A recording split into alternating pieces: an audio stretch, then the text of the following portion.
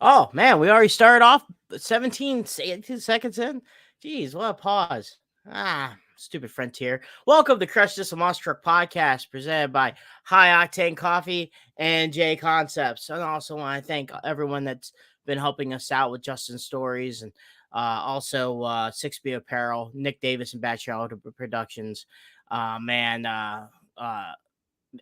MTRC, which you will see later. Same thing with Back Channel Productions. Like I said, J Concepts, JB Scale Graphics. I gotta take a look at that stuff too. We'll help you out here. I'm a big old 3D microphone. You can talk all day long if you want. But and I'm busting the old school battle tracks, old school monster truck. Got that. So gonna be rocking that for t-shirt. And man, that's going to be a good show. Tell you that much. Once again, between the two commercials, we are going to pause for a moment for Tommy Powers. I knew him when I was Monster Jamming in 2015. Just talk storm and excuse my language, bitches. But we always said that. But man, he was a wonderful guy.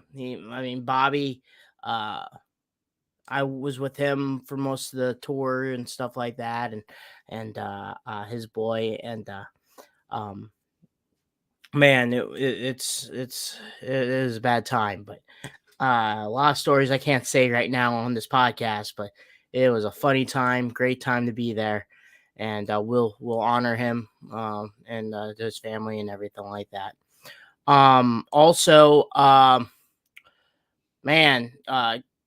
Brad's tearing it up with the designs. He'll be on here too shortly.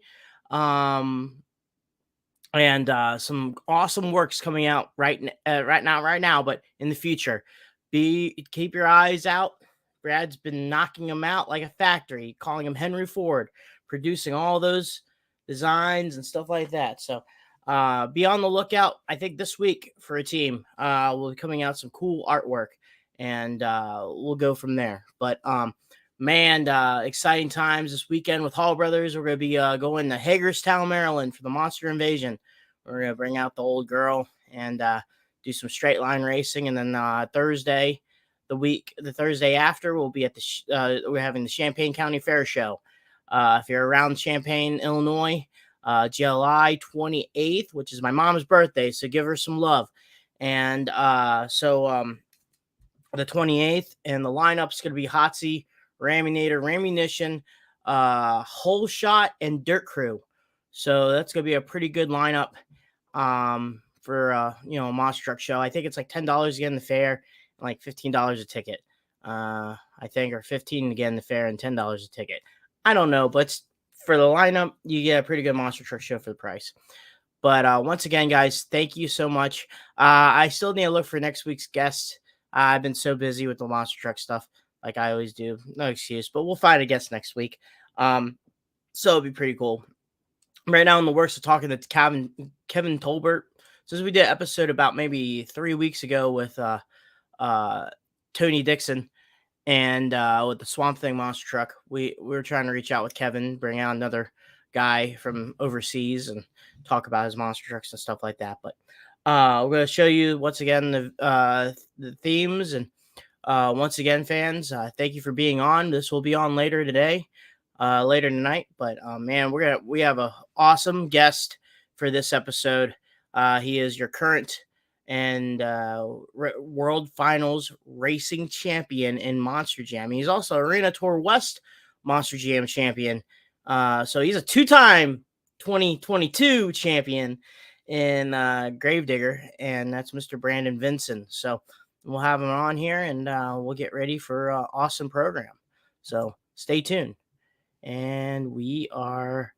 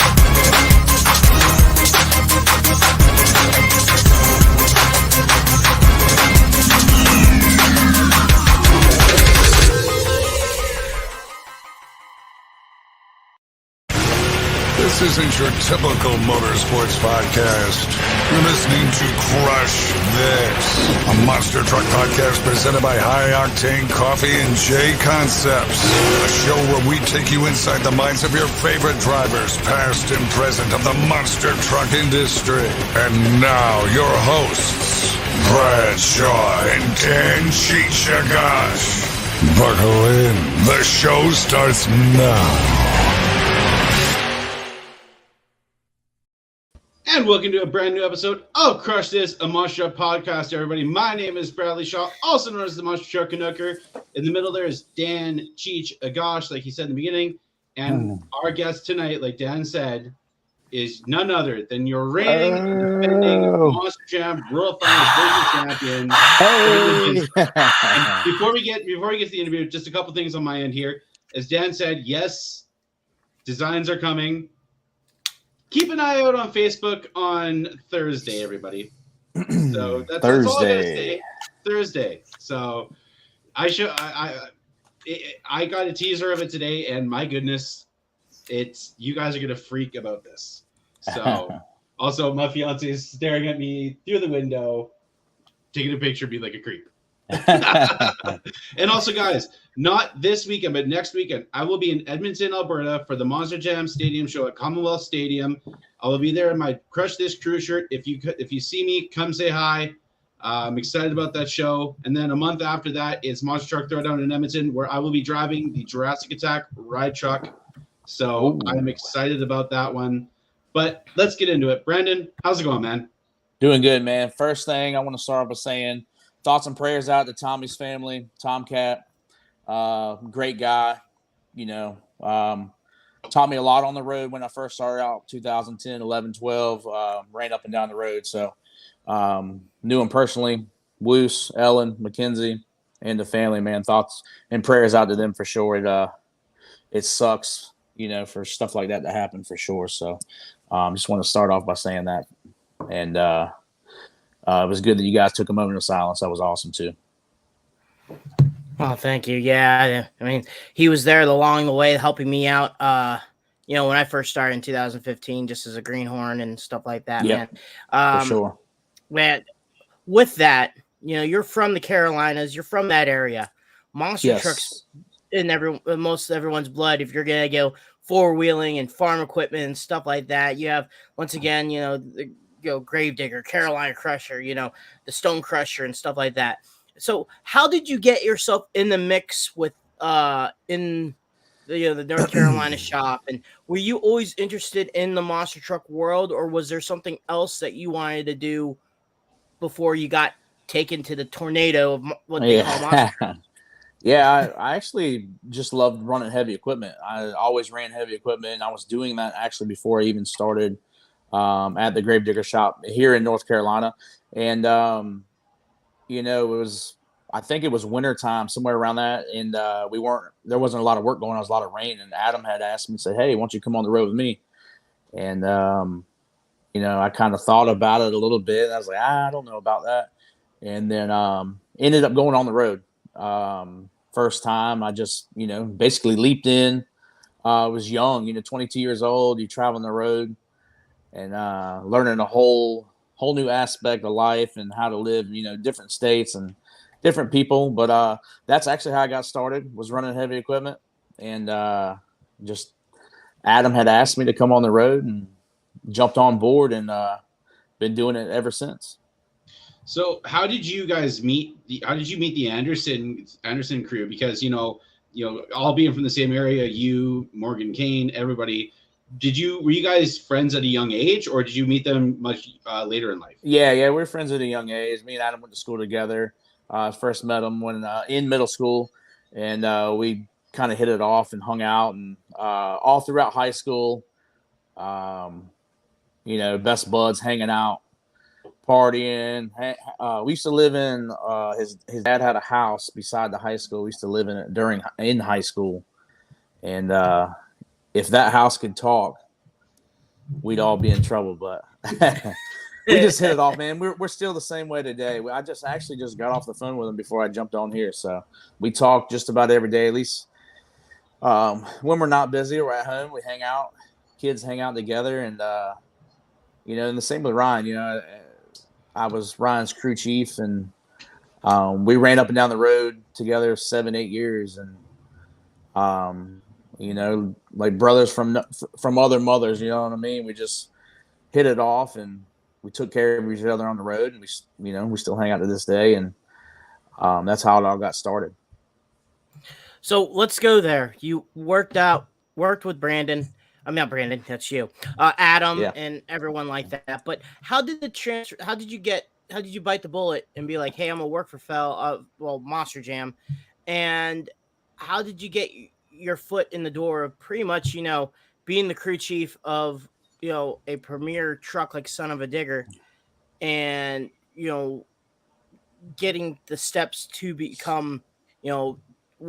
I think one of the people that I always say, back in like 2010 and 12, around that time, when a truck's there, let's just say Cody, but Yep. Damon's going to be there with Monster Energy. Cody was going to be there as the crew chief, or Yeah. Yeah. Adam was going to be with, Legend. Obviously, you're going to see Cole. You were kind of in the Yep. same boat. If we saw Ryan's truck, we know that you're going to be there, Yeah. And slinging wrenches and stuff.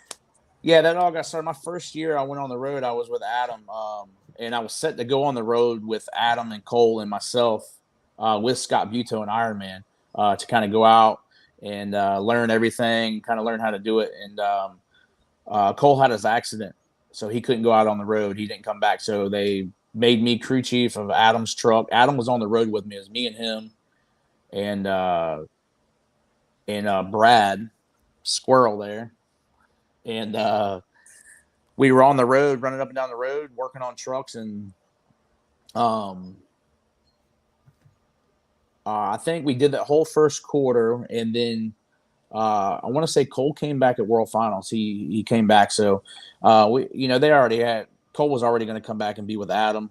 And then Son of a Digger had just came out.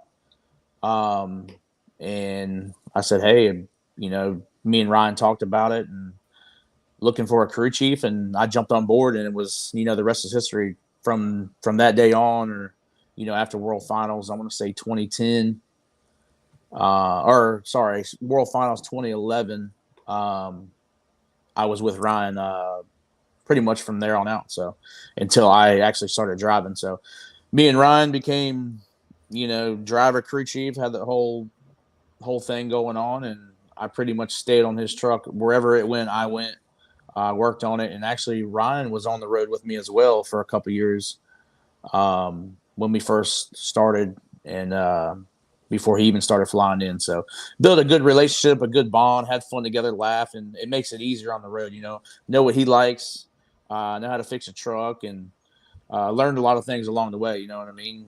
As well as I do. Every weekend, there's something new. You learn something new, and it's all about making it happen. We won a lot of races. Him young, I was young, and did a lot of cool things as a crew chief. And it's been carrying on throughout my career with Monster Jam, as far as getting behind the wheel myself. You mentioned at the beginning, you were running heavy equipment and stuff. So I'm assuming you had a good mechanical background working with heavy equipment. But when you came into working with monster trucks and Monster Jam, was there any adjustment that you had to do? Like, okay, I don't know how to do this, and who helped you out? In those times when you were learning how to work on the trucks and rebuilding some stuff. Yeah, everybody that was in the shop, Josh Garcia, he does shocks and rear ends and all in that category, and still does. He helped me out a lot. Carl Van Horn, he had just came back in, was getting ready to drive Gravedigger. He's like some of the first people that I worked with in the shop. And just learning from everybody that was there that had time in before me. I wanted to learn everything so I could go out and do it on my own as well. But, so many people in the shop, Cole, Cody, RL, just so many people that are in the Chad Tingler, so many people involved in North Carolina that were there because we were running everything out of North Carolina at that time. And basically back then there's so much stuff to do that they were trying to throw you into making sure you could do everything so you could take a truck on the road. And we tore down corners and planetaries all the time. We worked on truck after truck in the shop, so you were learning something every day. There were so many trucks based out of North Carolina. We'd have trucks sitting in the trailer.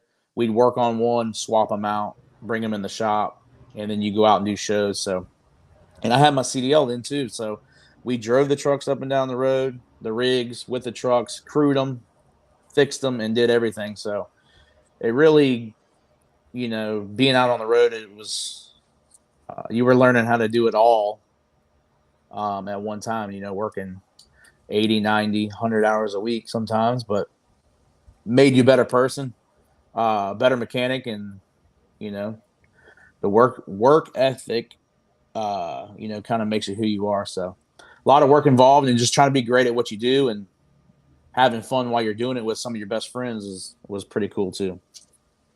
So, you're doing, like you said, you're doing your work around the monster truck world and stuff like that. Was there anyone that told you, I'm trying to put this question together here.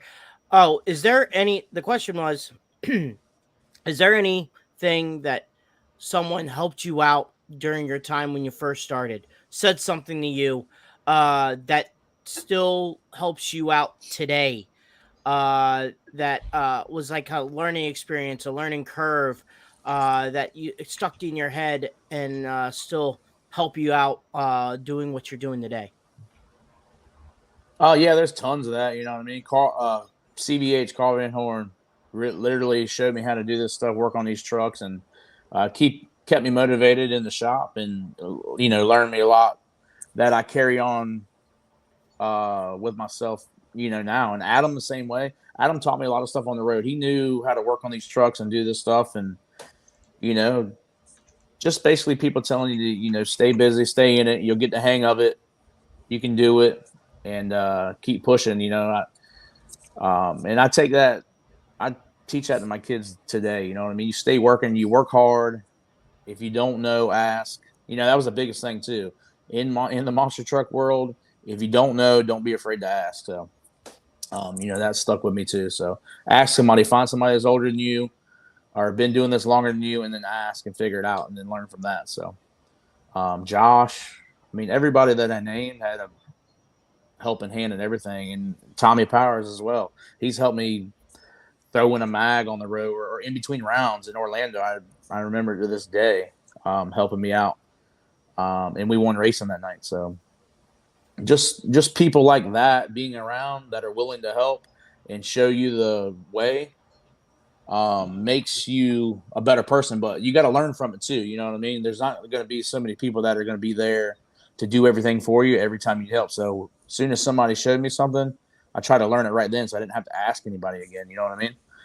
So that was those people were a big part in, helping me and molding me into being a good crew chief. Because, like I said, when you're basically thrown to the wolves, it's hard to.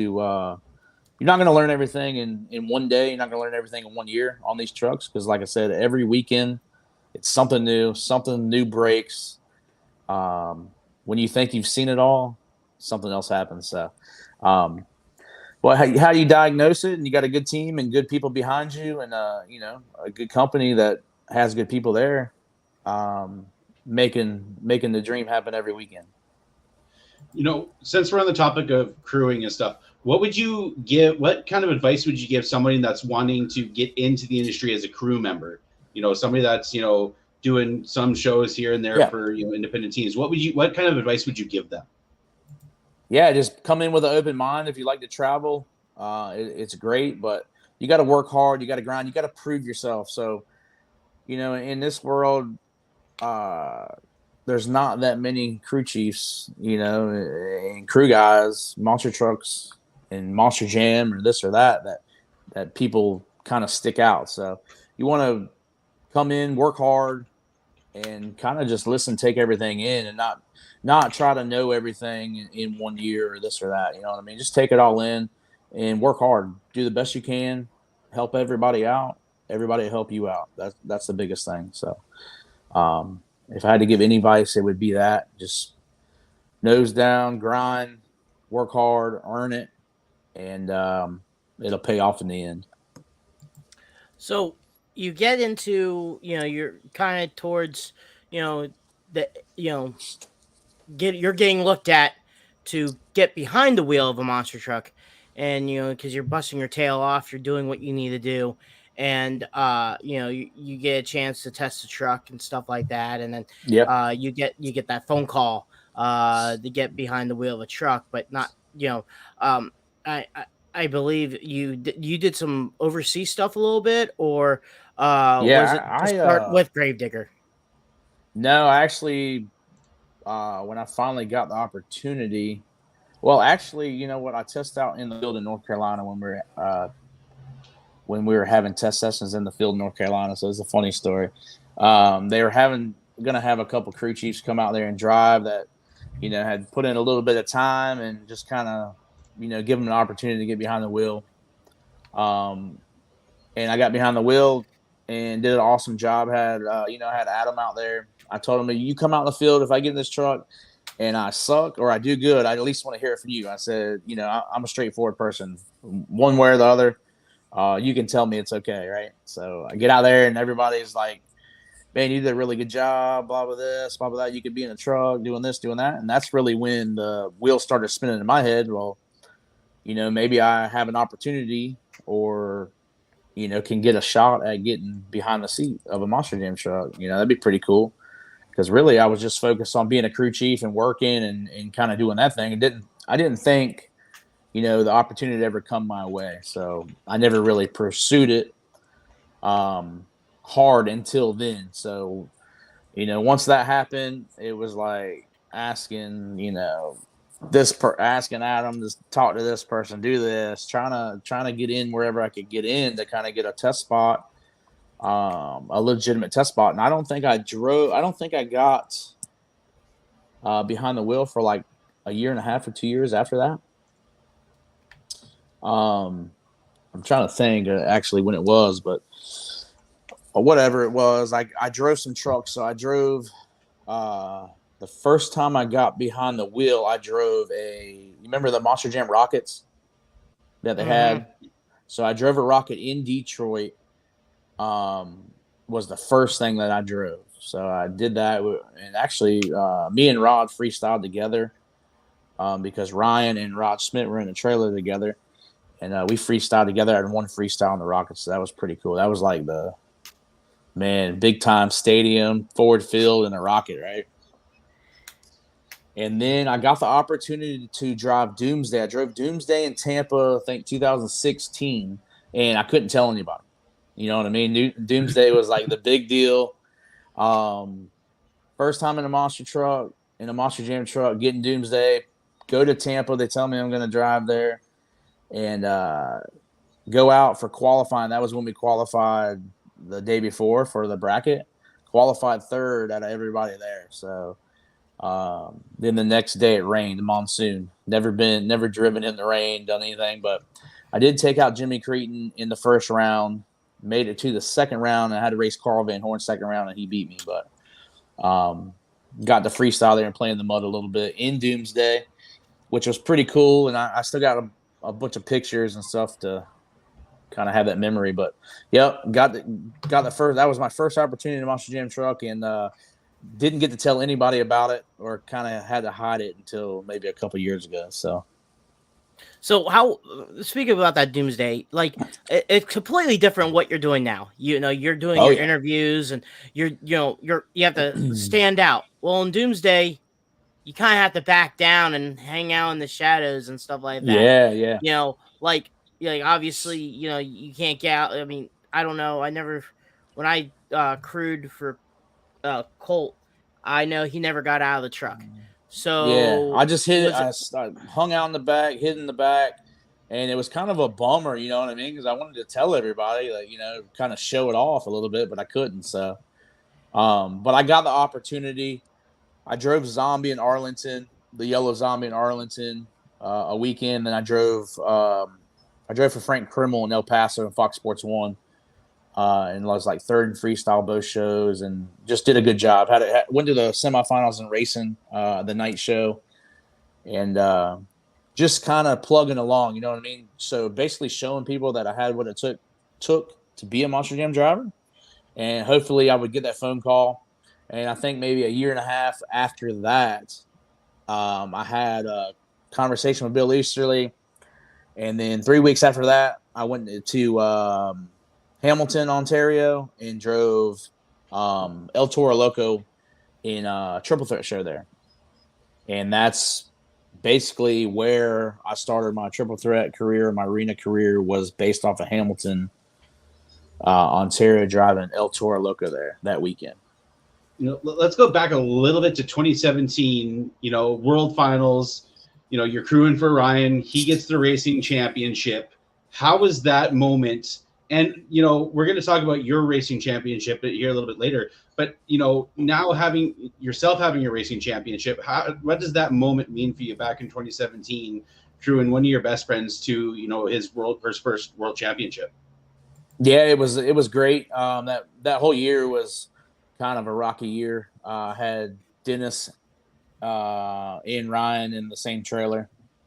And John Gordon's had been with me for 3 years. He was on Ryan's truck pretty much the whole time. I was looking after Gravedigger, and we worked together. But having that championship meant the world to us. You know what I mean? We had been going to Vegas so long and just coming up short or having problems or no luck. We would do great all year long. And we're like, all right, we're coming to Vegas. We're gonna show up and let everybody know. You know what I mean? Son of a Digger's here. We're gonna get a championship, whether it was racing, whether it was freestyle. We were ready to do something, but we just had, it was just bad luck there for us the years prior. So when that racing win, Ryan got that racing win, it was, it was surreal. It was crazy. And you could tell by us up on the truck, me and John holding up the trophy and, just our reactions to it. It meant a lot because all the hard work that we put in for, all the whole year, the years before that, and doing good and racing and freestyle and double downing and, doing all these cool things as young kids. And then, just coming up short in Vegas. And then to finally get that championship win there, it meant everything. It was pretty cool. And I got pictures hanging up of it actually here at the house. It was just a cool moment, and something that sticks with you forever.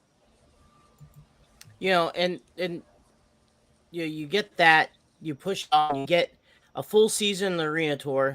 Now you're inside the Gravedigger, and you are basically, you're headlining that arena tour. The pressure is on for you, but it seems like you like that. You took advantage of a lot of the opportunities. I believe you're one of the first, like Tristan and Ryan, to learn about the nose wheelies and stuff, and you took full advantage of that. And you use that in your arsenal. Later on, other drivers, pretty much most of the jam field now can do that, but you took full advantage of that early. And so when your first year come round of doing, driving the black and green wrecking machine, instead of flaking, you took full advantage of that and you started packing pretty much. And how was that for you? It's a lot of nerves, a lot of anxiety, representing the Gravedigger brand, but I like it. I like the pressure put on me because I do better under pressure. You know what I mean? So for me, I like it. But the worst fear is just it's not winning or losing. It's at the end of the night, you want to make sure that you did a good job for the fans so they come back, or, you get the respect from them. As a new driver, getting behind the wheel and, being part of Team Gravedigger, you want to do good. You want to get your name out there, and you want to leave everybody with smiles on their faces, or posting videos or doing this or doing that, because, that's what Gravedigger's about. It's 40 years this year because of that, because of the fans, because of the diehards. and because of Dennis Anderson and everybody before me putting on great freestyles and great shows and all the wow factors. So that's what I was looking to do, to come out and just have that energy, have that wow moment. You know, two wheel skills was new. I wanted to do nose wheelies and get good at it and kind of strut my stuff and show off and um, prove to everybody that, you know, I belong in this truck. And um, the pressure's there though. And then when you add a triple threat to it and you're racing the quads and the razors and the points are involved. Like I didn't know anything about that because I was a stadium guy. I was crewing. I was on stadiums. I never even watched triple threat one time until I went.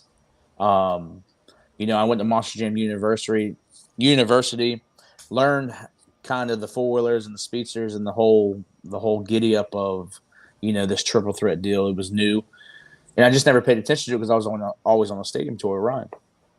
So I showed up in Alabama on my first event, and you know, Jared Eichelberger and Justin Sipes and these people have been doing this 2 or 3 years, and I was fresh out the gate, so I had to learn real quick how to play the game, and how everything worked points wise. You race here, you know, if you win here, four wheelers you run up front, and this whole game. So it was a lot on me. It was a lot of pressure, but I was up to the challenge, and to this day, I like to be under pressure like that anyway. So it makes you a better person, makes you a better driver, when you can drive under the circumstances. And being behind the wheel of a gravedigger truck, the pressure is always there, and there's, you know, always somebody ready for you to do something cool. So, So good. didn't mean to catch you up there. Oh, no, You know, 2017 World Finals, you were crewing. 2018, you were there as a competitor in the Double Down Showdown. Yes. And made it to the finals against Corey Rummel when he was driving Yeah. Pirates Curse. How is, you know, and I believe that was the last year of Vegas, I believe, because I think 2019 it was in Orlando. How was it driving that track after years of being a crew chief? You know, I've heard stories of how fast that track is, and Fast. you see it, you know, as a fan. But how is it behind the wheel going down Thunder Alley and trying to make that J turn? It is. Let me tell you what. It was like the best. I don't know, the biggest adrenaline rush, the best racetrack I've raced on. It was crazy. You're just blown away by it. You're scared of it, but then once you do it and you make it through, and you kind of learn how to come through the chicane, you know when you have it because you can come through the chicane wide open, you never let off. So I felt like I had the track dialed in pretty good. My first couple passes were a little sketchy, but kind of got dialed in there and win. But yeah, super cool track. Was definitely glad to be a part of that, because that was the last year for Vegas. So I got to run on that track, and everybody coming into the game now, you know, we just got stories and videos to show of it. But actually getting the opportunity to run on that track was something cool. It's legendary, you know what I mean? Grew up watching this track and watch everybody race down there, and you know, trying to tell Ryan where to brake at and stop at, and you know, kind of how to make the turn from watching up top. Puts it all into perspective when you finally get strapped in to get to go down through there. And trucks are shaky and crazy, going fast, and definitely a cool experience. Would love to have the opportunity to do that again. If we could ever find a place that we could set up and go that fast, but it'd never be the same as being in Vegas. But I was just blessed and super proud to be a part of that for the last time and make it all the way to the finals. Which that's I don't really like to talk about that anyway. So that red lid on the last deal, but hey, man, that's racing, and I can say that Vegas it's super cool. It's hard to explain. You know what I mean? There's so many emotions there, and so many thoughts about running there. But I love the left lane there. A lot of people love right lane, but left lane was where it was for me, and I try to keep going back to that left lane that night.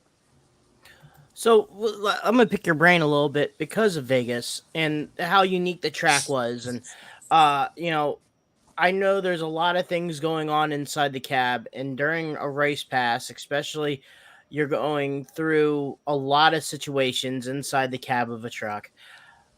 When you were preparing yourself mentally, was there, did you have to go through, like I always say, like a mark on the track that you're like, if I go to that mark, that's, I know where I need to start decelerating.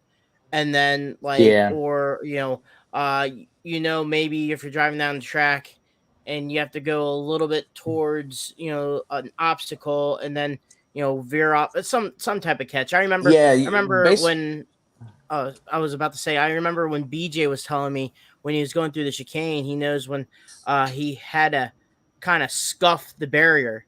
And if he knew he scuffed the barrier, the truck's just going to slingshot out and he was going to keep on going. Like just some weird Yeah. stuff like that. But it was like, how did you keep yourself? Like you said, you're under pressure and everything, but going through your head, how did you guide yourself going through that track? Basically the hardest part was knowing where to slow down to make the turn, the turn at the end to come over the finish line. So basically I used practice and qualifying to kind of get the feel to where to stop at. So I'd line up, how they ran the banners down through there. I would pick a banner Mm-hmm. wherever I needed to stop at, and that's where I would focus on stopping at that time. But then when you throw in the equation of, you can kind of look beside you and see if you're getting beat or not, or if a truck's ahead of you, that's where you still got to stay dialed in and still kind of try to hit your mark on stopping, because it's not hard to overdrive the truck, especially when you feel like you're being beat already. So that was the biggest thing, was try to race your own race, make all your marks in your stops, and basically come through the chicane. You got to to be fast in Vegas. You got to come through wide open. So and your back tire will scuff the back wall, and you just got to hold it coming out the other end. So that was the biggest part I seen for a lot of other people that didn't understand it or didn't get it. There was too much chopping of the throttle coming through the chicane, so it would upset the trucks a lot. They got down through there better, in my opinion, wide open, because the tires are driving. So you just had to drive the truck through there. In 2019, you were on the Triple Threat Central Tour, and you won the championship that year, which gave you the invite to World Finals 20, the first one in Orlando. Talk about your 2019. Getting the invite to the main show, and also competing in the Speedsters, ATV, and two wheel skills in that event. How was that year for you? Was it like, okay, 2018 was your rookie season, you were trying to figure things out. And in 2019, you came with a vengeance, and you dominated that season in the Triple Threat Series. Yeah, it was great. I had a lot of seat time, from 2018 to then, but it was cool. I, like you said, dominated that series, had a good time, had fun while racing, and got the win. But getting the invite, I wanted the invite the year before. I was so upset at myself for leaving early on the light, because I wanted to be in the big show then in Vegas. But so I had to live with that until first quarter again. So that really fueled my fire to go out there and try to win, or win that tour, so I can get an automatic bid into the Monster Jam World Finals, wherever it was going to be. I didn't care. You know what I mean? So that fueled the fire, that loss, pretty much for the next 7-8 months. I had to live with that, and then that's what fueled the fire to win the tour, because I knew if I won my tour, I was going to the World Finals. I was getting the automatic bid, and that's what I was looking to do. So we got it done, and then going to Orlando for the World Finals.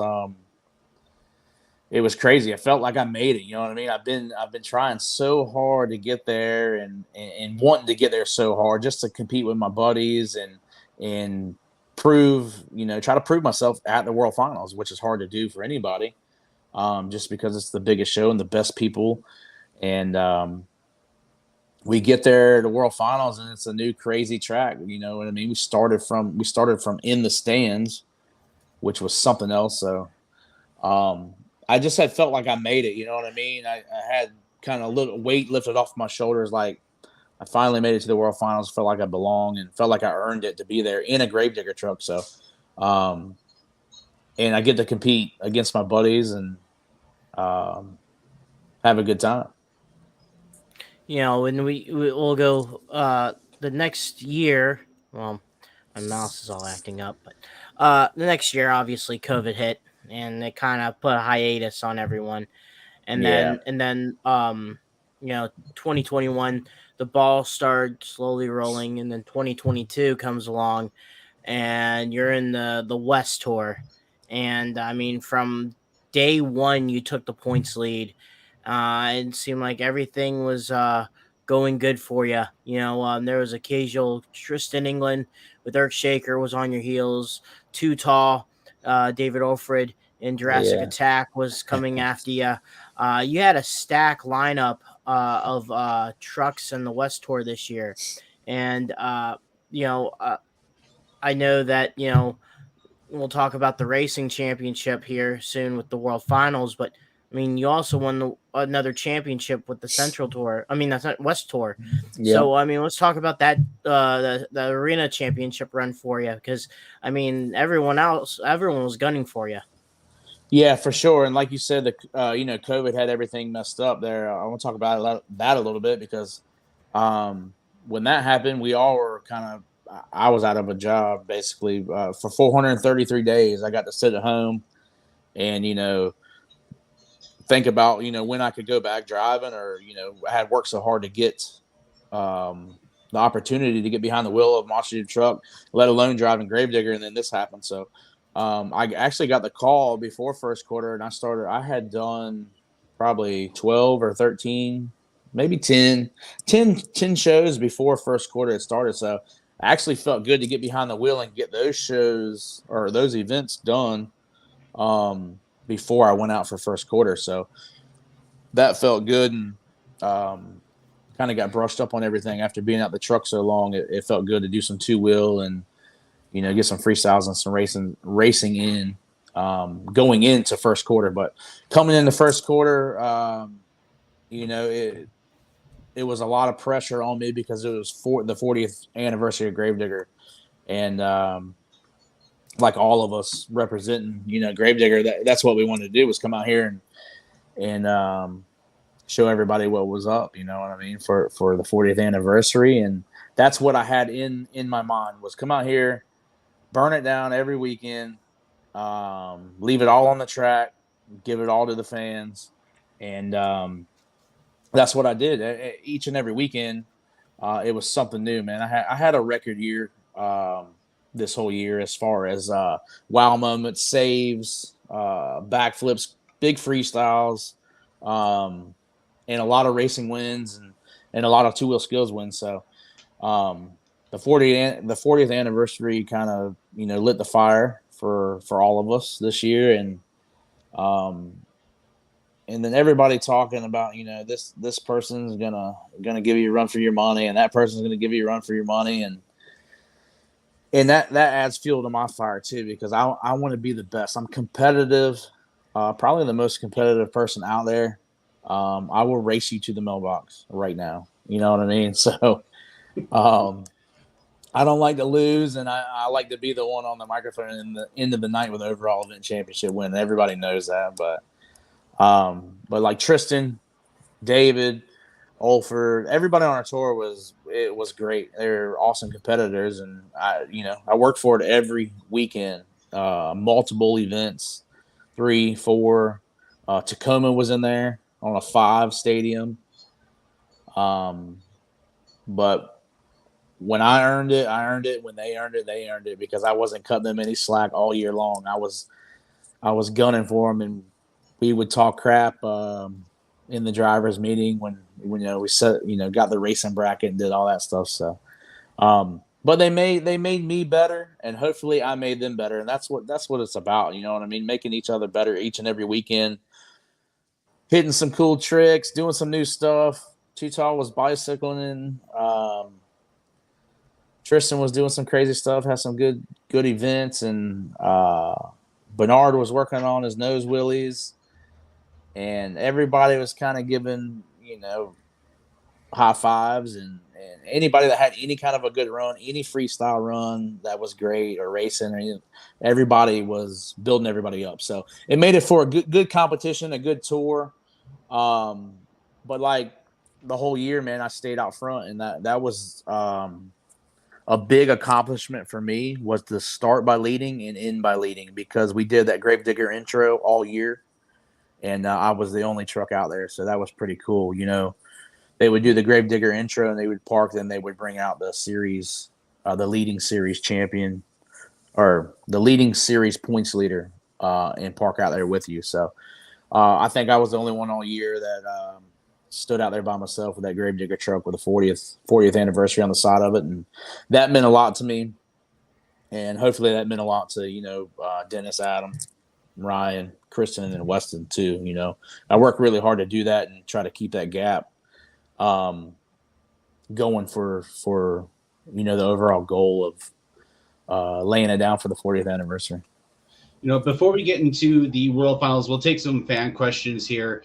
First one is from Liz, and I know who she is on Instagram. She is lizardbrain_0_2. Hey, Liz. Always repping the Crush This Rubber Side Down shirt. Her question here is, what is your favorite part of each day during the Monster Jam World Finals weekend back in May? Each day? Just a lot of it was, you know, being a part of World Finals, but a lot of it was hanging out with the fans. You know, fans come from all over the world at the pit party, and I know they drove. What'd she drive from? Where, Michigan? I believe so. Yes. Yeah, and she was. We bowled, and they were at the pit party. Her and a friend, and that was a cool experience for me, is getting to meet everybody from different parts of the world or different parts of the states. You know what I mean? Because I've been on the West Coast all year, so and for the last 3 years I've been out west, so. Seeing other people, meeting other people from different parts of the United States and the world, or everything was cool. You know what I mean? Just being a part of the whole thing, pit parties to the bowling to all that was very cool. And then here's another one from. Well, hold on there, Brad. You need to thank some sponsors there. Oh yes. We'd also like to see. I'm not used to the new format yet, Cheech. I'm still getting used to it. So. We'd also like to thank JB Scale Graphics for all they do for us. Back Channel Productions, Nick Davis, they just released the latest episode of the Virginia Beach shows. Go check that out. Awesome action. Nice. Also would like to thank, who else do we have to thank, Cheech? Well, we can answer the question now. I got the platform. Good job for stepping up there, Brad. Go ahead and ask. Good job, Brad. This question is from Mike Matt Miller. What's your pre-show routine? Whether it's something you do leading up to the shows or anything special you do in the seat, getting ready to drop the hammer. You know what? I like to be by myself. Like to kind of just get in my own zone. I don't even listen to music, do anything. I just kind of walk around, kind of get ready, stay quiet, and then get up in the truck. I kind of get in the truck a little early, get in that mode, in go mode, and get ready to drive that truck on a ragged edge, man. That's what it's about. You know what I mean? So that's my mindset, is kind of get quiet, get ready, get in the truck a little early, and wait for that intro, man. That's what it's about. Your heart's, you get those butterflies, get the heart pumping, adrenaline running, and whatever happens after that happens. It's that's how I like to get down. And then one quick more from Tina Smith. Scotty Tina, says, what's up? Brandon, nothing. What's up, Scotty? What's So, up? How are you guys doing? always gotta Looking give this forward to shout. seeing you soon, hopefully. And then another person, quick shout out.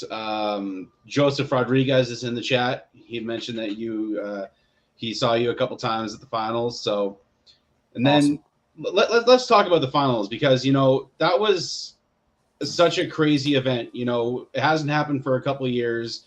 And all of a sudden, you know, when they announced it, new track layout, you know, what were your thoughts, first of all, seeing the new track layout, them doing an over-under style track? Yeah, I thought it was pretty cool, just because as a racing standpoint, who doesn't want to race the over under track? You know what I mean? We watched the ones in Charlotte, and heard the people that drive or done the Charlotte show, like Brian Wright and Steve Sims and them guys, talk about how fun it is, to do that over under track. So, what cool way, to bring it into Monster Jam World Finals. I thought it was cool, and everybody else, I think, agreed on how cool it was and how even the race lanes were as far as the over under stuff. But it was definitely intimidating, though. You know what I mean? When you come around there and you gotta make that gap. You have to be straight and in the gas to make the gap because you can't see the landing at all. So the first couple of times trying to get it dialed in and get it going, it was intimidating. But once you did it one time, you kind of knew where you needed to be in the truck, throttle wise, and kind of how to set up for the turn. Because as soon as you jumped and landed, you basically had to get on the brakes and then turn to keep going. So the track was cool when they did a couple test passes in the drivers' meeting. Had people test pass and thought it was pretty cool. But actually being on the track when I hit the track and drove, man, I thought I was horrible as far as getting around there because you had to really drive slow to be fast on that track. So I initially I was like, man, I feel slow on this track. I don't feel like I'm going to beat anybody. So it was pretty crazy to get used to because you had to go slow. You couldn't, the finish line jumps, you couldn't over jump those because you had to turn again. So it was something to keep in the back of your mind when you're out there and trying to stay consistent in race. So Cody was super fast. Tom was fast. Camden was fast. And I was just kind of like, I started watching videos everybody else go, trying to figure out how I can get faster. Where can I save or make up some time? You know what I mean? Because I was like, man, I'm second behind everybody as far as, qualifying and practice.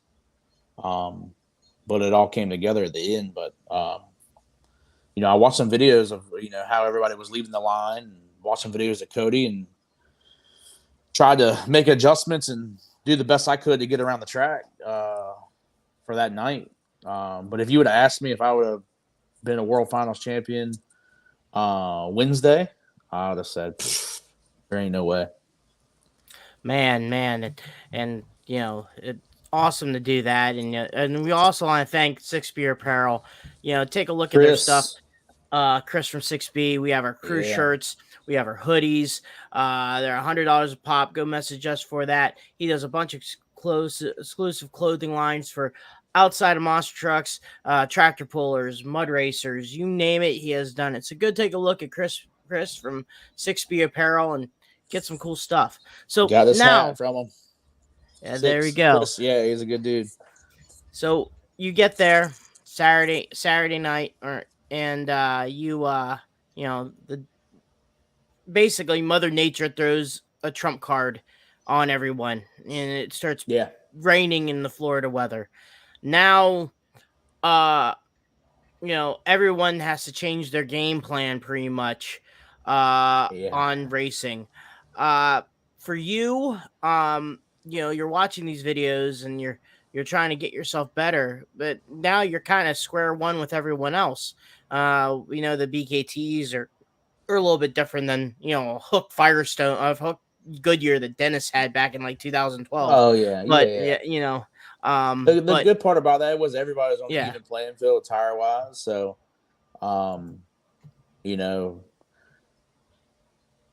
it was even. You know what I mean as far as that. But the main thing was like before. So we were supposed to do 2-wheel skills before we even went into racing that night. So I was in 2-wheel skills mode. And then it rained. We went on a 30-minute rain delay. And then, we ended up not doing 2-wheel skills. It was too muddy out there. So we went right into racing. So that was crazy for everybody out back. It's kind of not knowing what was going on. And then, all right, everybody get in. We're going racing. So, we were in, I was competing in 2-wheel skills. So I was in that mindset of, getting ready for 2-wheel skills. I had my truck kind of set up for it. So we had to make some adjustments on the fly. Blinky, everybody's kind of yelling and going kind of crazy and starting cutting out windshields because it was muddy and a little last minute, you know what I mean, to be, focused on, trying to get focused on racing now. So that happened to start off the night. So we cut out my windshield. I cut out a little sliver in there just for my eyes, just in case it was muddy. But, man, let me tell you, the dirt crew got that track pretty much dried off. It was slick, but there was no mud on the track for the start of racing. So kudos to those guys, man. They worked so hard, and to have it rain on them right there before we were getting ready to take off was crazy. But they did a good job getting the track back together. And I forget what pair I was, but when it was my turn to go up, I was in the tunnel, staged up in the tunnel, waiting for the race to go, and I could see whoever it was out there racing. I was like, man, the track's shaping up to be pretty nice. You know what I mean? A little slick, but it's dry. People are going pretty fast on it. So when it was my turn to go out there, I lined up with I was racing Cynthia first round, and I lined up with her. I think I was in the red lane, took off, and her light didn't go green. So I basically went around and then got ready to jump the jump and then shut off. So I had to restage and race her. And if anybody knows how hard that is to restage and go again when your already mindset's ready to go, that happened to me first round. So it was hard to adjust to get back in the groove because you kind of messed up and, not knowing really what's going on and why they didn't go. And now you're restaging. So it was hard to adjust to that, to get back in. All right, let's go racing. Man, yeah. And Go ahead, Brad. Another kind of thing is you guys weren't starting red on dirt. They had these, pads. I don't know if it was steel or what the material was made out of. But you guys had these steel pads you guys were launching from. Did they put any kind of traction compound on that, to give you guys a little bit more bite before you went on the dirt? Like, how was that experience? They were talking about it, but I don't think they ever did. They were kind of looking for different scenarios just in case it rained. But I think the best part about it was that we all raced on those steel pads and took off because it made the starts even. Because as well as I do, if it rained or whatever, one racing lane could have been better than the other as far as the ruts that it cut, because it wasn't going to cut an even rut. Both lanes were never going to be perfect if we started on dirt. So the steel plates made the start even for everybody. So I think it made the racing better. But they were slick, like super slick. It was crazy. I offsetted my truck to kind of get a tire in the groove in between them to try to get a little bit more traction. I think some other drivers were doing that same thing.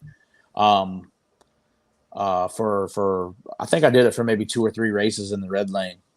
But as far as the steel plates, I love the steel plates because the starts were even. I felt like each truck had the same amount of time to get off of the pads. As far as if you whole shot of the truck too hard and shifted late, you were blowing the tires off. It was too slick, so you really had to kind of figure out how to get off the plates, but it stayed even. There wasn't one rut here, one rut on this side, or a better lane. To me personally, I didn't think so. So I think it helped racing. So now we're gonna fast forward to further down the bracket. You're getting towards the semifinals and stuff like that. Now, Blinky was on your headset. Obviously, storms, rain was in the playing field around the area.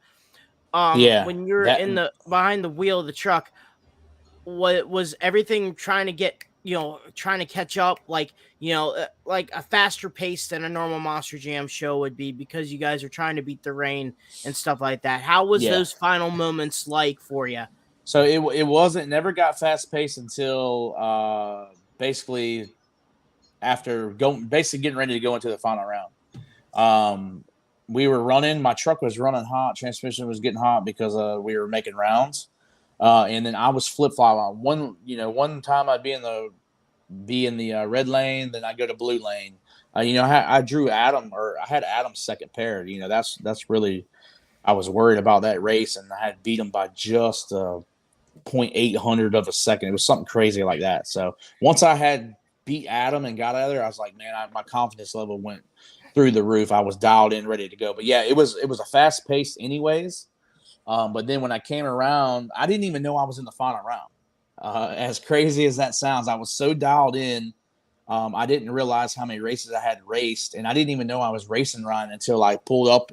They were lining me up on the plates, and it was getting ready to rain. They were like rushing. So I think I came out of the tunnel, and they were pointing me to go back. My truck's super hot, and it was just crazy. So I knew something was up, but I come back in, line up on the plates, see Ryan, and I'm like, Blinky's over on the headset, like, yeah, it's the finals. You're in the finals.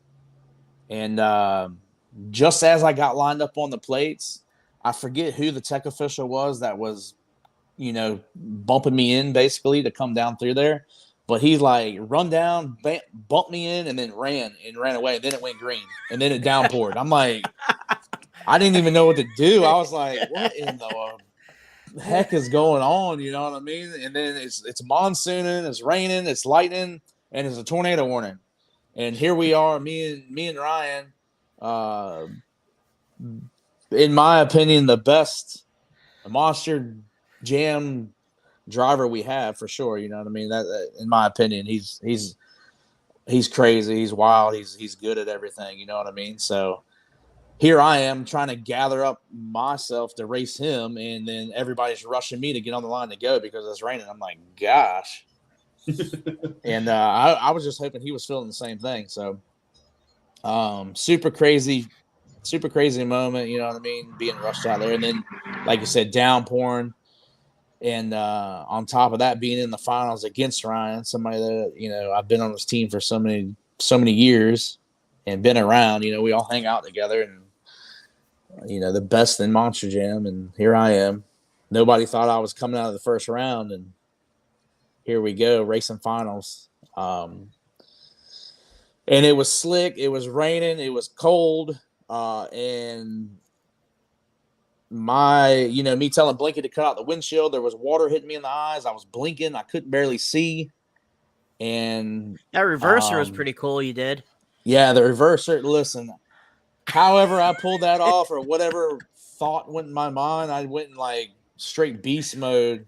And I remember coming around there, and all I was scared about was if I was going to have enough speed in the rain to make it over the jump. So soon when I took off and I knew I made it, I was like, yes. And then I landed, and my truck started sliding downhill the wrong way towards the wall. And I literally told myself, I'm sliding, I'm going to hit the wall, and they're going to shut me off. And like, I was bummed, you know what I mean? I was thinking this as I'm sliding down. And then the wall's coming up, and muscle memory, whatever it was, will to win, I threw that thing in reverse, turned the wheels, and stomped it.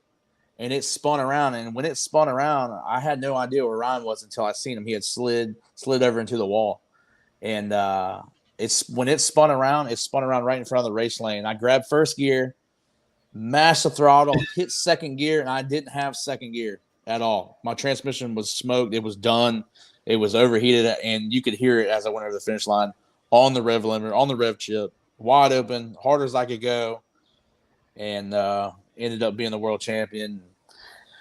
A race that will go down in World Finals history, probably Monster Jam history, Monster Truck history for sure. Hopefully, it was an epic race. It took me a couple of days to kind of really, really realize how big that race was for myself, but for Monster Jam and everything else. So it was cool. It was epic, and everybody was hitting on it and texting me, and it felt good. It felt good to get the win. You know what I mean? Especially against Ryan. Like he's no slouch. You can tell he was running the truck as hard as he can run it. I just ran mine down through there a little bit better, and only almost hit the wall one time. So, well, I remember hearing stories about that final round, because a lot of people were like, "Oh, they're probably not going to run it. They're all like hiding from the weather." All of a sudden, fireworks go off. You guys just take off.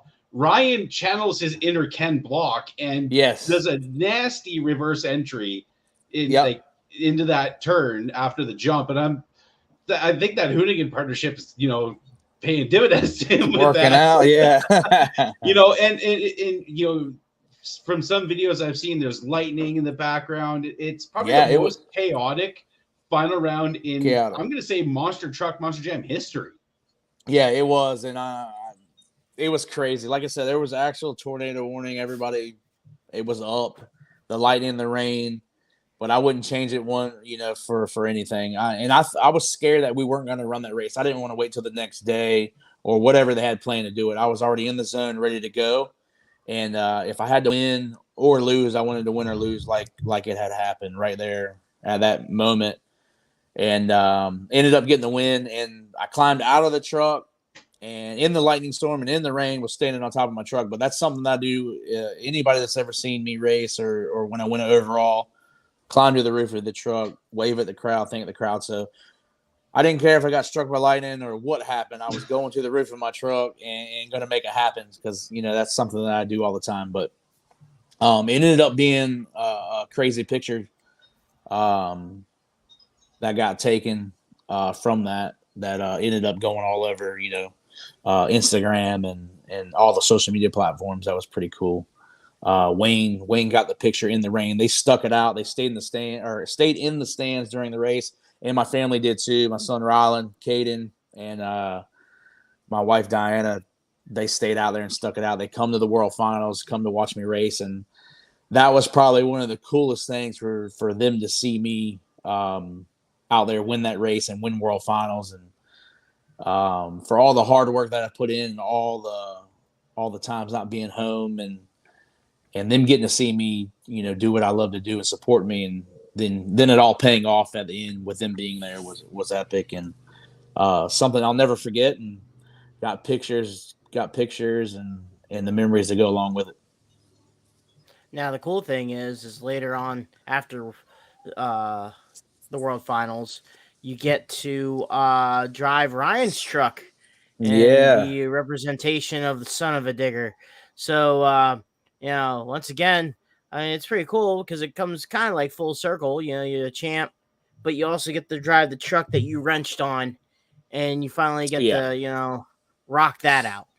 Yeah, it was cool, and that was a good moment. I got the call. Ryan got COVID, couldn't go to Foxborough. So they had called me and asked me if I could fill in, if I could drive son of a digger, and I said, yeah, I'm free. Let's do it. And I got up there and got racing on that track, and his truck felt so good to me. I was so comfortable in his truck. Our seats are close. Our pedals are kind of similar to how my truck's set up. So when I got in his truck, basically the only thing different is his hood is super long on his truck, on that Jeep. So I had to kind of get used to it, but I felt good in practice, and then came out, man, and was running rounds and racing, and made it to the final round, and was supposed to race Adam in the final round. He blew his transmission up, couldn't come out, and Brandon Budd comes out. He comes out, and we go to racing again. I had just beat him semifinals, maybe. I think it was semifinals. And I was like, man, because he's an awesome racer too. So we line up, and I win racing in Ryan's truck. In son of a digger, powered by Hoonigan. And it felt good. You know what I mean? To get the call to drive his truck, he's sick, and for me just coming off that World Finals racing win, and to come in there and prove I can come into a stadium and win racing, and I did it in somebody else's truck, and I did it, doing a good job for him and his brand and the Hoonigan brand too. So it felt good, man. It made me have a lot of confidence about maybe getting a chance to go into a stadium show, or when I do, or if I ever do, that I can kind of hang with the guys there too. It also, winning your championship puts you in kind of rarefied air, because mainly people that have won in Gravedigger trucks in the World Finals has always been an Anderson. But over the last couple of years, you look at Morgan Kane winning his championship in the Gravedigger, you in the championship in the Gravedigger. What's your next goal? Is it the freestyle championship? What's next for you as a driver in Gravedigger? For me, what I want next is I'd like to do a stadium tour. That's where I would like to be at. I think I've proved myself in all the arenas, which I love doing arena shows. Don't get me wrong, but I want to go to the next level and feel like I need to prove myself in a stadium tour now. Like I get bored with things. You know what I mean? Like I want to do something else. Like I want to go to a stadium, like everybody else does too. You know that's driven in the arena, but I think I deserve the shot at a stadium. For everything that I've done in an arena and World Finals now, and then going into Foxborough and winning racing there. Like I feel like I would like to get a shot at that. That would be my next goal. I don't know what's planned for me in the future as far as stadiums or arenas. I'm not gonna hate going into arenas, but I've won multiple championships in arenas. I want to try it out in a stadium, right?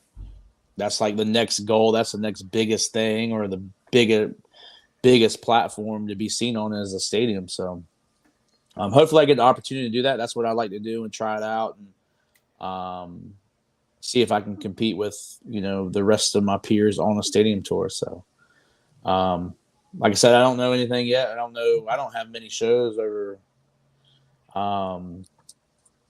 the summer or the fall right now, but hopefully we can get something planned out, man. I would like to do that, but till then we just keep plugging along and having a good time doing it. That's what it's about, and it's having fun, and the goal's to win another championship next year. So start working hard to doing that now.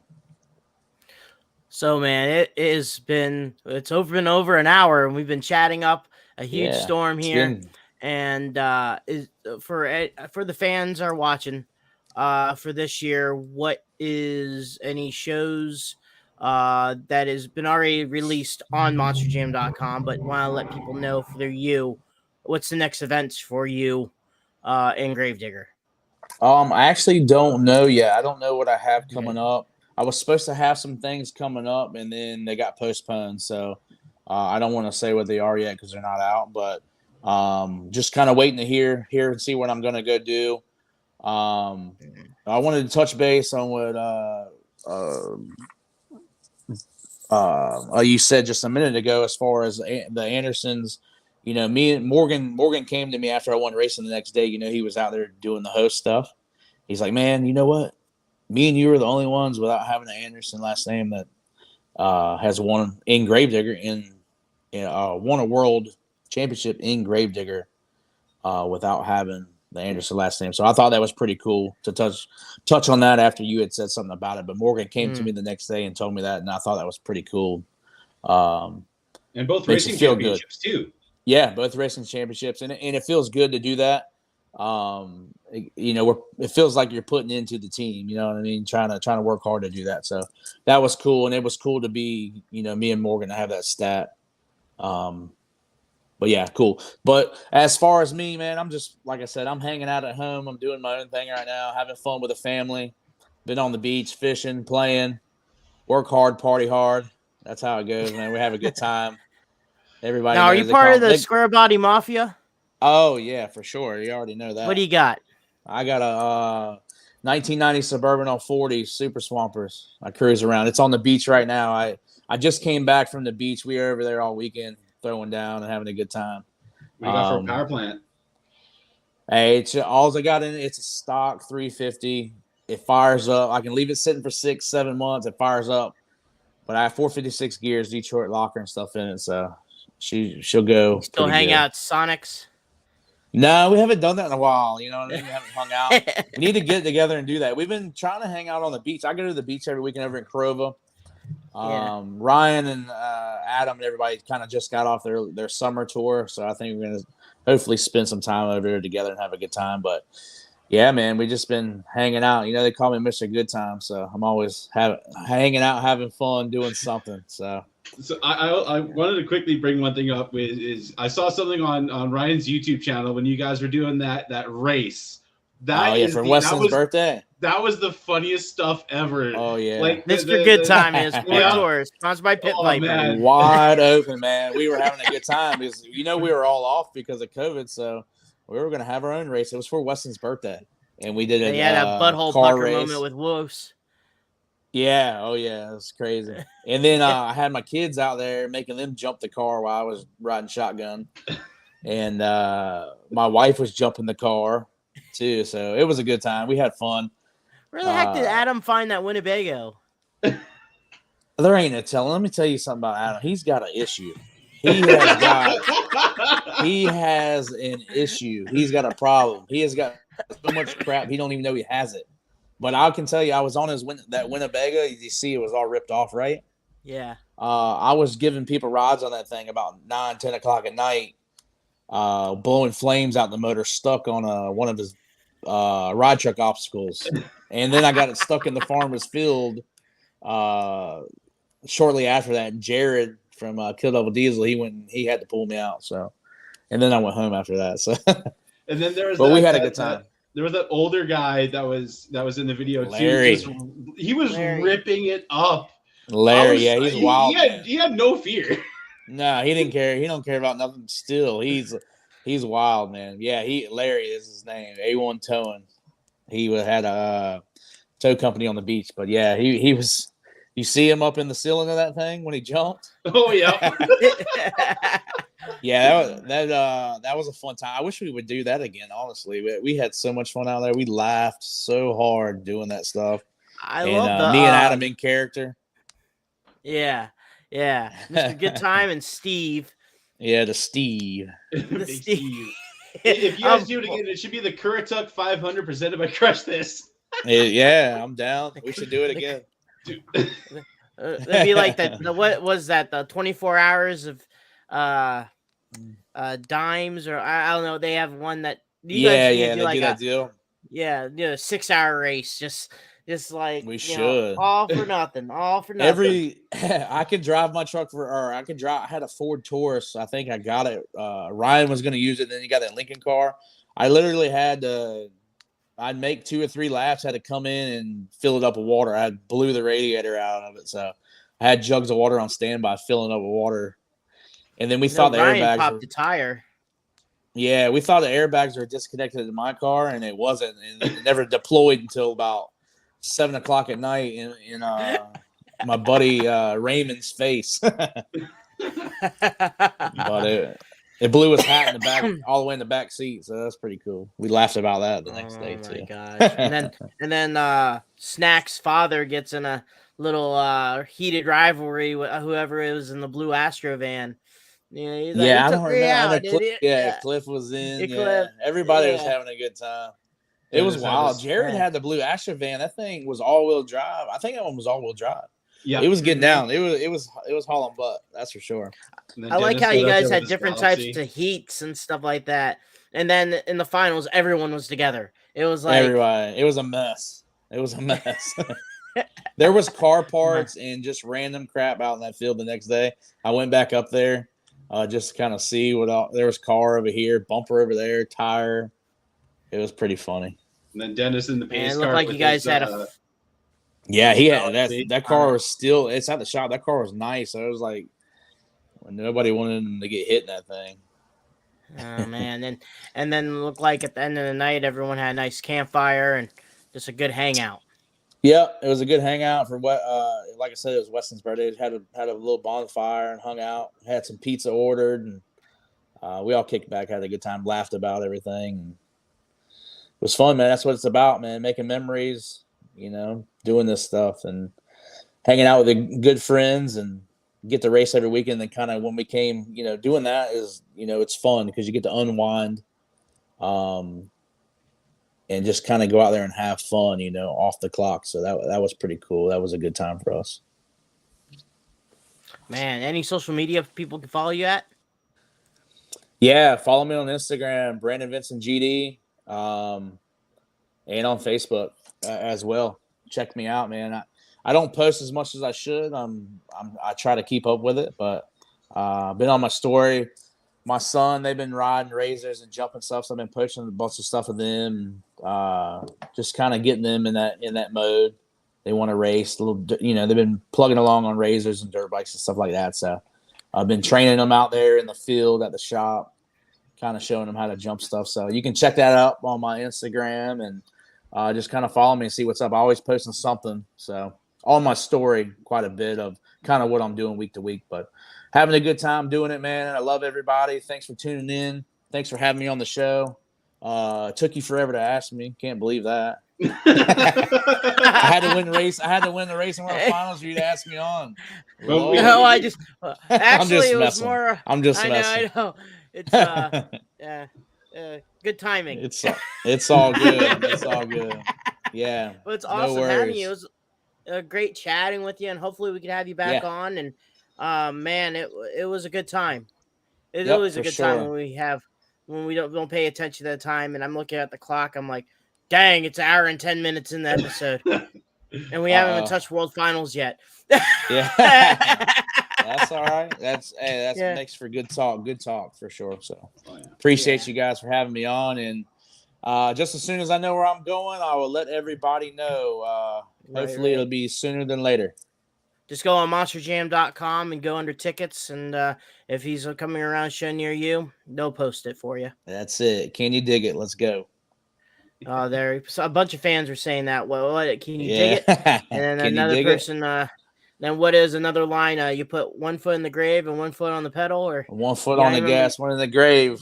Okay, you know what? I gotta do this. I gotta do this because you guys are saying it. Dig it! Ooh, yes, the Macho Man. You got the Macho Man. I used to watch him as a kid, man. Yeah, cool, buddy. Oh all yeah. Right. All right, man. You take care, Brandon. Yep, y'all take care too. Thank you. See ya. Thank you, sir. Wow, that was a good episode. And I tell you what, thank you again, Brandon Vinson, for being on. And fans, thank you for being on also. Oh, no. Hold on. He's gone. Yeah, we're still I hit the wrong button. I was gonna kick him off. And then it said, "Do you want to ban him?" I'm like, no. Also, I see Liz's comment here. We got to try to get Weston, Kristen, or Adam on the podcast. I'll try. Weston will be in Edmonton at the show I'm going to. I have reached out to Monster Jam, Feld Entertainment, to hopefully get some interviews at that show with a couple of drivers. I'm hoping to hear back from them before the show happens. It would be awesome to get some interviews there. What an episode. You know, as Cheech mentioned, sometimes we don't even look at the time and all of a sudden it's like, holy crap. It was a good episode. I need to get more. I was so focused on this one. I didn't get a chance to get next week's guest in. So I'll try to work some magic out here. Maybe next week we could probably do let's how about if you can get the guy back from Master of Faster. Yeah, well, we did the episode last week, but it was only on Facebook, right? Yeah, it was only on Facebook. It wasn't on YouTube, but I hope to have Jason Becker back on eventually to talk about more of his design work and other stuff that he's done. Michael Arndt is another gentleman that you kind of need to. Yeah, I've been wanting to get Mike on for a while. Hopefully we can make that happen. We already had Elvis on the episode there. We got Elvis on like a few months ago. Yeah, and we want to get some other drivers on. Send us suggestions who you guys would want to see on the show. That's always helps us figure out who you guys want to hear and listen to. If I do interviews at the Edmonton show, it'll be recorded and posted up later. It'll probably be like short little 20-minute interviews, all combined as one. I'll edit it up and we can air that after. But I'm excited. Very first stadium show for me. Finally get to experience that kind of, that kind of style of event. So, actually, Cheech, would you consider that show in Calgary a stadium show or not? It's Calgary, the Stampede. Yeah, it is. It is a stadium floor. It is a pretty big floor. But it's a unique. But the thing is, I consider that kind of a different format. It's a bull ring. It's a bull show. You don't have. I think how many is going to be in the lineup in Edmonton? What, 10? 8 trucks. Let me quickly bring up the lineup. 8 trucks at a stadium? Yeah. Because they're technically, it's technically an international show. Yeah, but 8 trucks, that's not a lot for a stadium. But the lineup, this is the lineup. You got Weston and Gravedigger.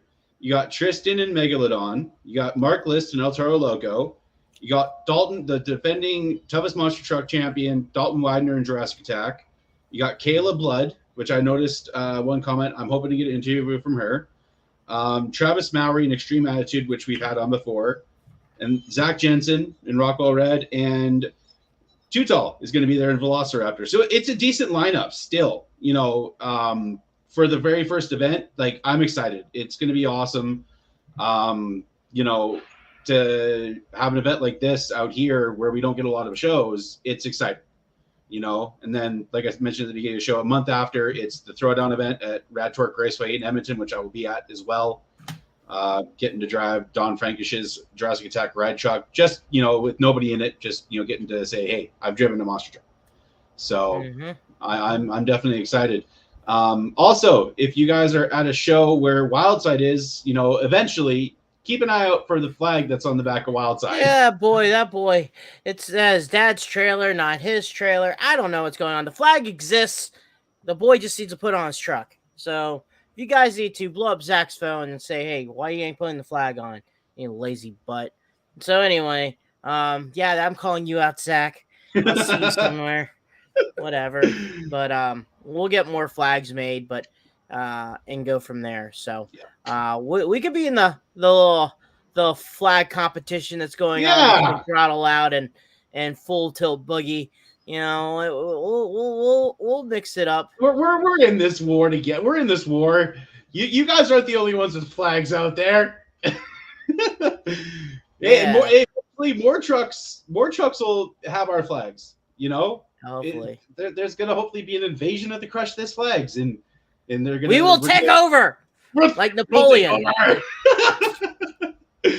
And guys, also, we have merch available. New designs are coming soon. I do apologize. Life has been life has been kind of crazy. Been looking for a job. I cursed you. Oh, you're pulling all Danhausen on me, aren't you? Oh, by the way, check out my background. Oh, nice. Nice.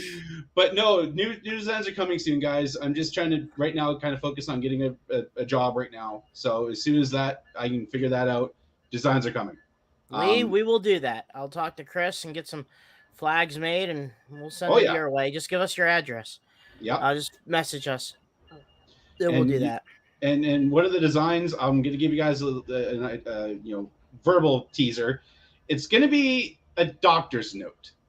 I have an idea for a shirt with a doctor's note prescribing methanol therapy. So that's going to be a pretty awesome shirt. And I also have a shirt idea. It's going to be hard for Brad to come up with, but we always have monster trucks, but why not the transport trucks? Yeah. You know what I mean? And hauling the beast to the next show. So that was one of my shirt ideas. Hopefully it comes in fruition, but we have some patriotic ones and some Canadian Day ones too. And then maybe we're going to do once a month a design for, people like we have a design for Josh Rhodes, and he has a RC truck called Reckless Intent. So that could be coming out in the future, but different ideas and stuff like that. But we may do a fan idea. So if Brad could take a look, and maybe in August or September we could do a fan idea. So you guys come up with an idea that's clean and respectable, and part of our relation to motorsports and the Crush This world. Brad will take a look at it, not me. And Brad, if you pick the winner, you do the design, do the t-shirt, and go from there. Yep. And also, guys, 6B Apparel, we mentioned them earlier, Chris is 6B. We have crew shirts available. We have the Retro Wave design, which is our current design. I will be working on a brand new design coming soon. I'll send you guys. Well, I want to do a third one because, we have the TNT style logo. I want to do kind of like a throwback, shirt. Okay. We're going further back. You should do 1920s. And then we also have the OG logo, our first logo. You can also get those as hoodies as well. Gas Punk. Ooh, steampunk. Steampunk, yeah. Yeah, we can do something like that. So, but guys, thank you for the support and love. That means a lot to us. We've been doing this since 2014, 2015. And, you know, it was a little bit bumpy at the start. You know, a lot of things happened, Cheech going to Feld and everything. But, you know, thank you guys for the love and support. It means the world to us. You know, yeah, you were firing on all cylinders, and I love it, man. Yeah, buddy. You know, we're rocking it. Once again, guys, follow us on Crush This. We're on Facebook, Instagram, and on TikTok. So we've been producing some videos. I basically run the TikTok deal, but I Yeah. mean, just follow through. It mostly is all monster trucks related anyway. So if you're looking at it for anything else like cooking or dance videos, it's not happening. No. So you can go take a look at that Charlie girl if you want to look at that videos. But for us, it's monster trucks. But follow us on Instagram too. And Brad's probably gonna post some stuff on Instagram at the Edmonton show. And Yeah, then I also gotta get on access Facebook. to the account again. So as soon as I figure that out, I will be back in. Why do you Also, kick yourself out? It's like because I got a new phone. That's what happened. oh my I gosh, got a new phone Brad. about a month ago. You're But like guys- Dino from the Flintstones getting locked out and you have to jump through the window. Hey, that has happened once actually. Oh my gosh, Brad. No, I'm not kidding you. It's happened once. I lived in a little basement suite and I locked myself in, but I was able to squeeze my fat ass through the window, surprisingly. So, but guys, if you want to follow me on social media, it's at the only monster truck Canucker. Go check out Bradley Shaw Designs, bradleyshawdesigns.com. Keep an eye out on social media this week. A team is dropping a new truck with re-debuting a truck, I want to say, with one of my designs on it. So keep an eye out, guys. It's pretty cool. It's pretty is. cool. It is. And you know what? And if you have any ideas for Brad, give him a shout out. You could do designs, not just monster truck related. If you want to do anything else, a banner, a poster, a wrap for your go-kart, a design for your car, maybe a tattoo design. It doesn't matter. Just go to him and he could help you out. So yeah, and I'm doing I see there Brad Kovacs. I'm doing a design for him for his upcoming mud truck. So it's turning out awesome. So, and Cheech, where can people find you at on social media, my friend? You want me to be serious or bullshitty? Bullshitty. Just say hi. I'm right here. You know, drive by. Don't shoot, but just say hi. Shoot bubbles at him. You know, my unicorn is right now. My Pegasus, not my unicorn, is off duty right now, tweeting away. So, if you want to ride and hang out with me, I'm more welcome to help you out.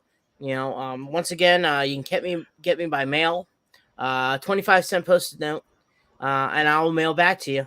I will literally write. I will give you my address, and you can literally write me a letter. I know it's faster way. You gotta write me a letter, and then you gotta go find that candle thing that you put on the back of an envelope, and you gotta warm it up, and then hit the marking on it, and then you have to mail it to me. And I will respond within 3 weeks, and then you'll get your mail. I will get anywhere. If you're from the Philippines, you're from Canada, I will get it to you as soon as I can. And then, or if you have an airplane, you can drop it off there, drive it to the address and hand it to me. And then I can not verbally say thank you and write you a letter and send it back to you. Oh my gosh. Just hand me the letter. I'll turn around and leave. And then I'll open it up, read your letter, and then I will write it back. You won't even you won't even say anything. You'll just turn around and shut the door. Yeah. Open the letter, read it, write it back, and then mail it to you. Not even if you could be waiting in the front yard, I will just go to the mailbox and just send it to you that way, and come back. Oh my gosh! And then, or you can go and find me Dan Cheech Agosh on Facebook, Dan Agosh 10 on Instagram. I have a TikTok also. And go check that out. Go check that out. My RC page. Go take a look at that too. Agosh RC Racing on Facebook and on Instagram helps me out big time. Go check that out. Take a lot of videos and photos of my RC trucks, and stuff like that, man. But also go to our Spreadshirt shop, our site too. Go buy some merch. And help us support this podcast. There it is. If you guys want to screenshot it, take a picture of it. Help support us. It comes out of me in his pocket. Yep. This thing is out of our own dime. So anything can help us big time. Another one is a quick moment too. It's on my Facebook page on a lot of the guys that did the Monster Jam Central tour. Ryan Logan was a FMX Trek freestyle motocross rider. He hurt himself pretty bad in Charlotte this weekend.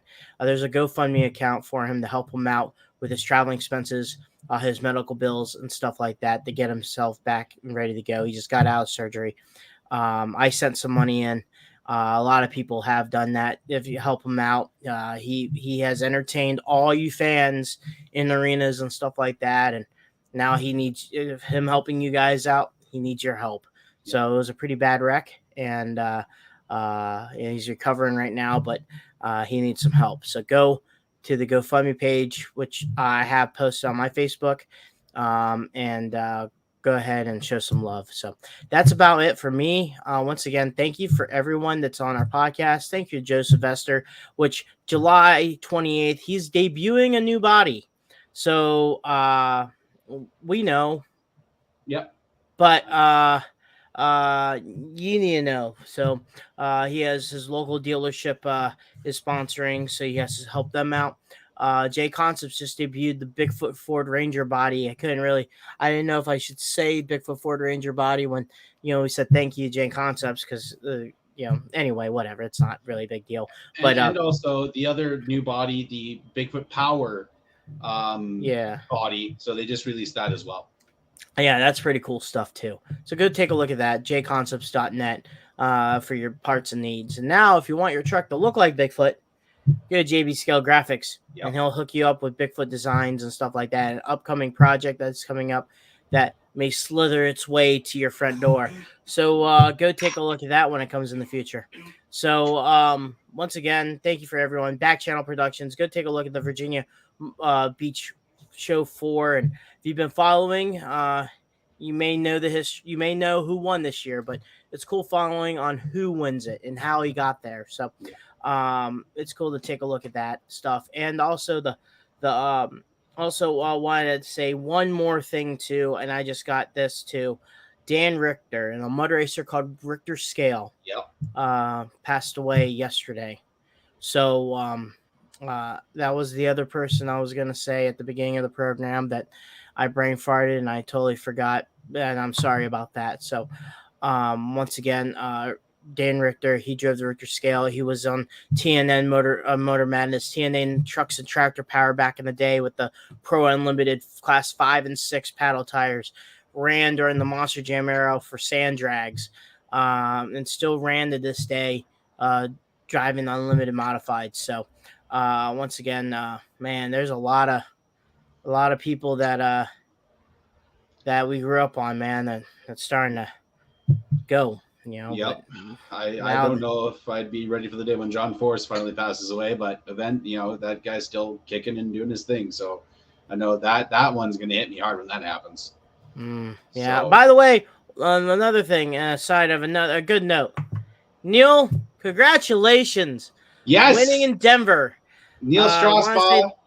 Want to say thank you. The Power Brokers, Dodge, Power Broker, SRT, top fuel car driven by Leah Pruitt, a.k.a. Leah Stewart. Once again, awesome. Took out Sean Langdon. And congrats, man. A win's a win. Doesn't matter if there's a leak on the car or tire burnout or you beat them straight. A win's a win. So congratulations. Yeah. Also just noticed your dad was commenting, never had you on Facebook. Looks like Facebook's going through some issues, but if people want to watch it, it'll be up later. Audio will be up later as well. As for me, like I said, if any of you guys are going to the Monster Jam show in Edmonton on July 30th, I will be there, repping the Crush This shirt. So I will be there in Hagerstown. Yep, Cheech will be there in Hagerstown with the Hall brothers. Big event. One of the first times anybody besides Monster Jam has put on an event there. So it's going to be exciting to see. Lots of promoters doing events. You got Throwdown doing stuff. You got Versus Monster Trucks. Our good friend Steve Perry is doing a lot of events. Just did their first kind of arena show recently. We go way back with that guy. Zane with Renegade Tour. Also, Buck Motorsports Park. Zane's running that now, so go check that out. They're doing some awesome events. I think they're doing car soccer upcoming this weekend, so go check that out. That seems like it's going to be a good time. But guys, as I always say on the podcast, and you know, I was up front with Cheech before the podcast, telling him that I've been going through a little bit of some mental stuff. But guys, check up on your friends and family. Mental health is number one priority. It should be if it isn't. If your friends and family are going through something, if you notice something, please reach out to them. Their life is worth more than losing it. So, and also, guys, we will have updates on our guest for next week. Cheech will find us one, and or I will, to see who gets it first. Little contest. Just kidding. But guys, again, thank you for the support and all the love. Again, thank you, Brandon, for coming on. It was awesome to have the reigning Monster Jam champion on. And guys, as we always say on the podcast, keep the rubber side down and the shiny side up, everybody. Peace. Bye. Bye.